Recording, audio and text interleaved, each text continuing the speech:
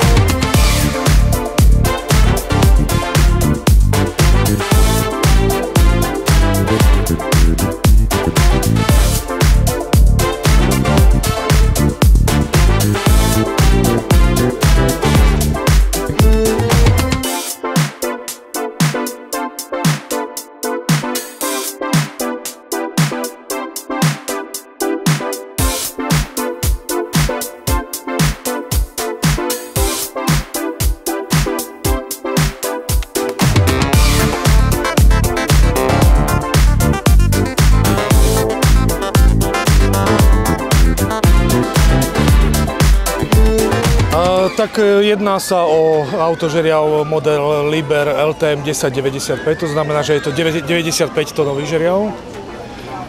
Základné parametre, to znamená dĺžka ramena, základného ramena je 58 metrov. Reálne vieme zdvihnúť konkrétne túto klietku do výšky 55 metrov. Klietka je dimenzovaná pre 10 ľudí, je určená na výhľady, pre výhľadkové akcie a takto spoločenské akcie. No, deti sú natešení, veľa je dospelých ľudí natešených. Niekto samozrejme sa bojí výšok, ako aj ja, priznám sa, ale už nejako som sa prekonal a už to dávam aj ja. No. Ale deti sú nadšené, samozrejme. Jak to bolo tam hore? Dobre. Čo si všetko videl? Celú Aničku. A bal si sa? Vôbec? Nič? A čo, Ocko? No super to bolo, super zážitok pre deti, proste paráda. A trošku adrenalínu? No trošku hej, fúka tam hore, ale je to celkom fajn.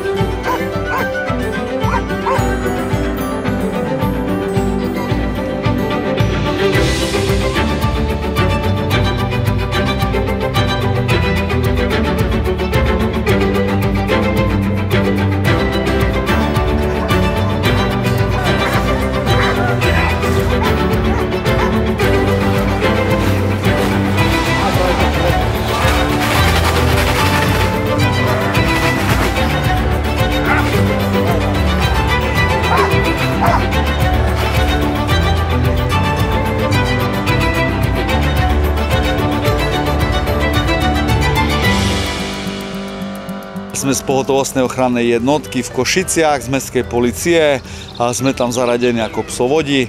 No a vlastne pripravili sme si nejaké ukážky z tej našej práce, čo sa týka priamo tej kinológie.